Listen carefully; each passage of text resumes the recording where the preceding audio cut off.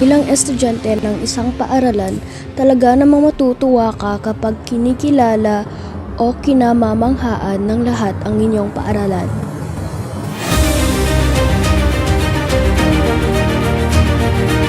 Sa bayan ng Bagao, may isang paaralan ng high school na kinikilala ng lahat dahil sa mga katangian nitong kaaya-aya at talaga namang nakakamangha. Ito ay ang paaralan ng Bagao National High School.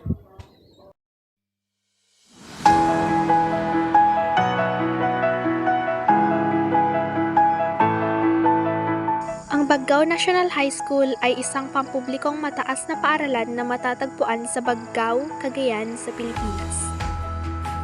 Nag-aalok ito ng pangalawang edukasyon sa mga mag-aaral mula sa bayan at mga kalapit na lugar.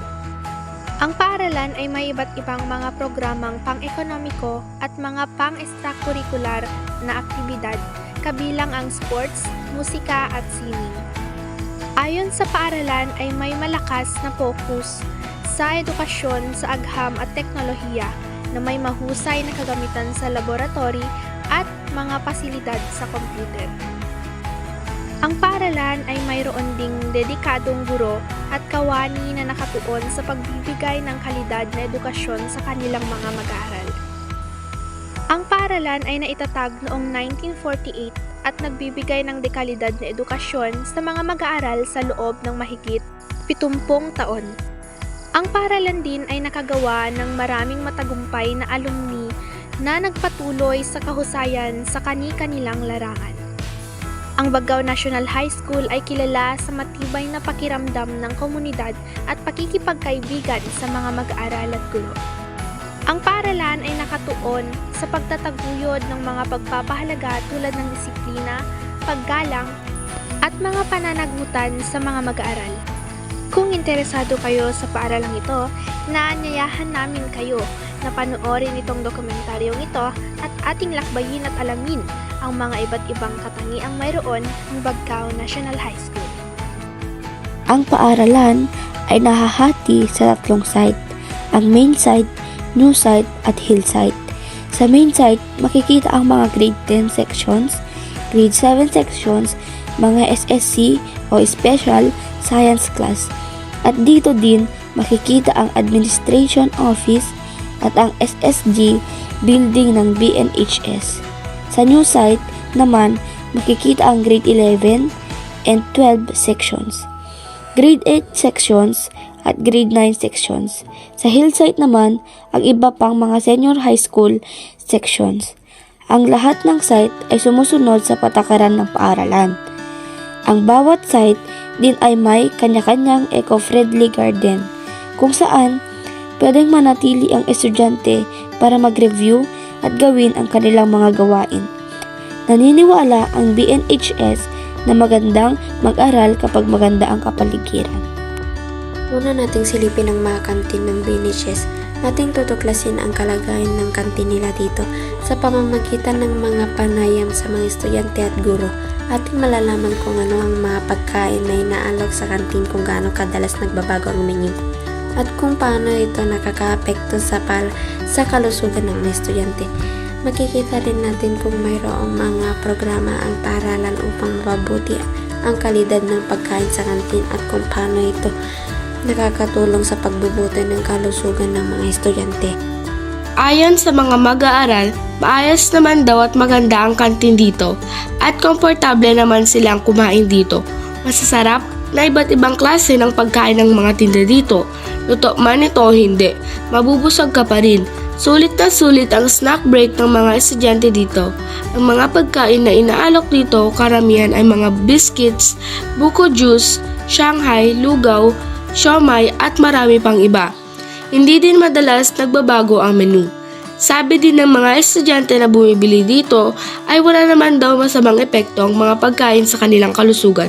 Bagkus, ang mga ito daw ay masusustansya at nakakatulong sa kanila upang mawala ang stress at gutom nila sa klase. We are maintaining it, tsaka responsable yung mga bumibili.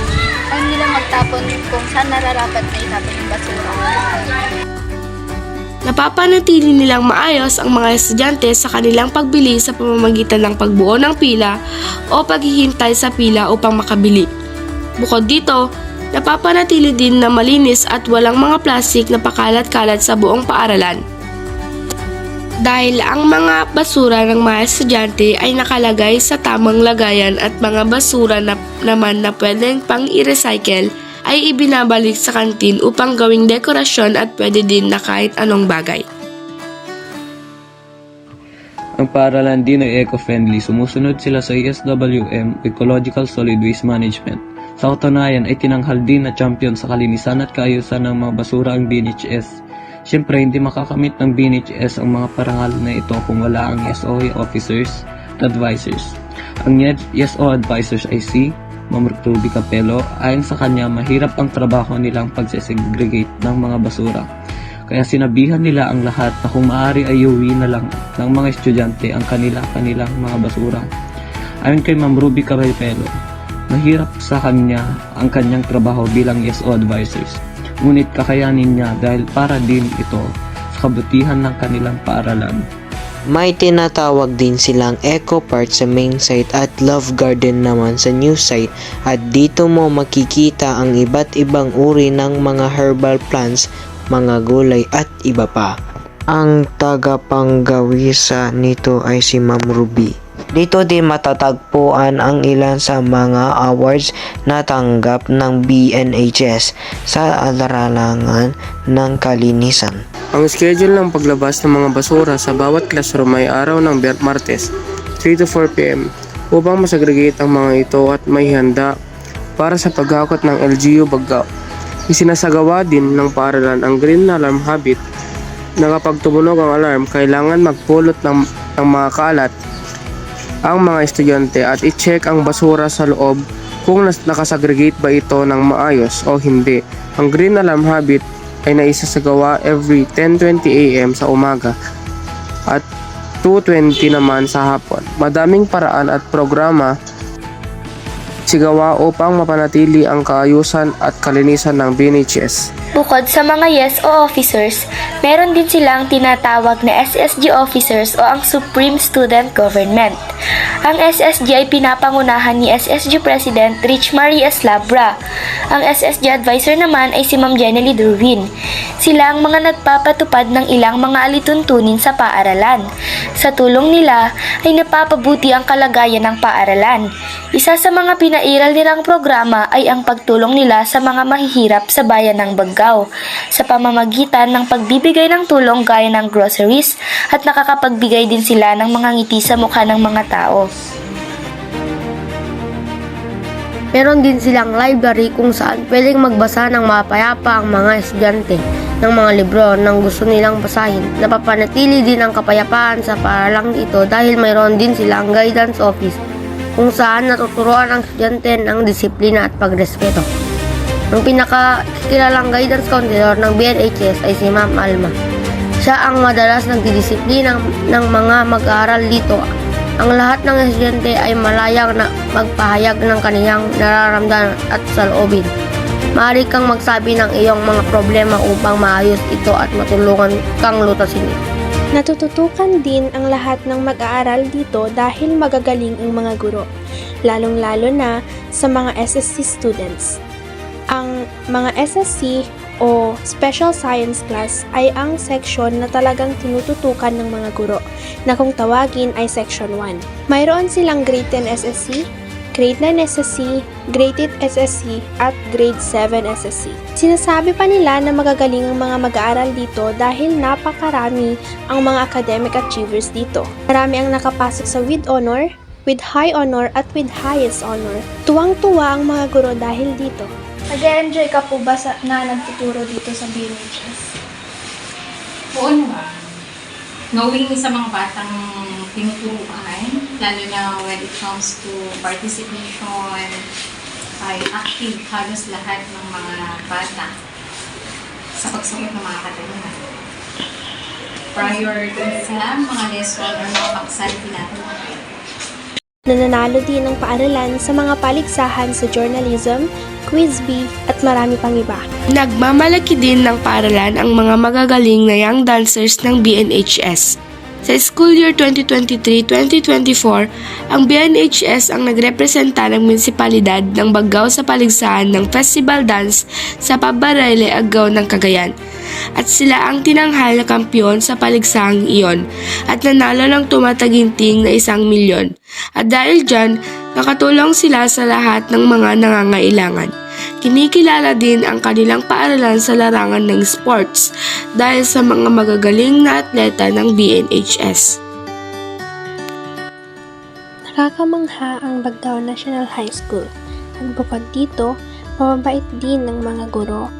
Bakit gustong-gusto mo na mag-aral dito sa BNHS? Dahil bukod sa mas malapit ito sa aming bahay, isa rin ito sa mga pinakakilalang paaralan sa municipality ng Bagao at kilala rin ito sa larangan ng kalinisan at sa mga magagaling na estudyante. Ano yung mga bagay na nagustuhan mo sa Bagao National High School? Marami. Access in learning resources. For example, lalo na ngayon meron tayong technologies na ginagamit. Through social medias, we can, madali na lang natin mahanap or makahanap ng mga concept through contextualize sa pagtuturo and synchro with the learnings of the students na maaari nilang magamit for them to improve their intelligence. And sa teachers, for my co-teachers, co-colleagues, nagustuhan ko sa kanila, they are so hospitable. Madali silang lapitan, matanungan, mga information about sa school, kung may problema. At sa mga kabataan ngayon, nagustuhan ko, nagustuhan ko mga batang katulad din yung mga estudyante. Ayun, and na particular thing na what I mean is, yung parang magkaibigan or madali lang lapitan, nag-open up kasi sila ng mga problema. So through with that, nabubuo yung friendship.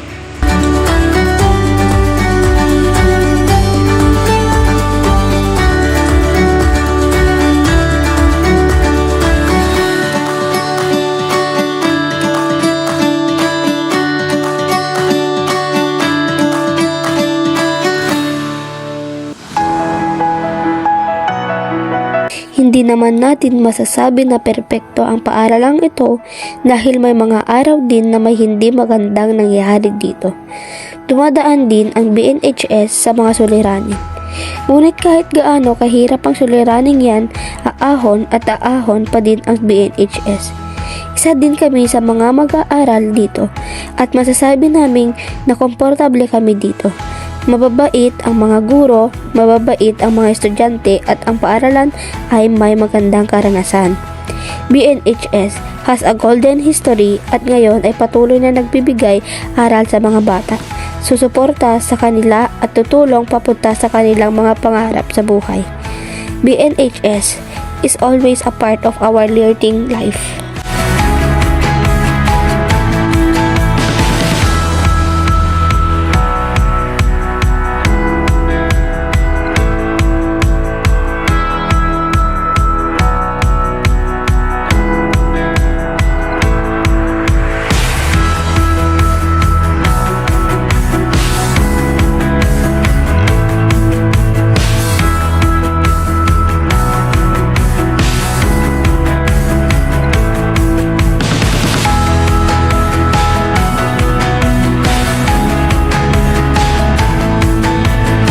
Muli, kami ang ika-4 na pangkat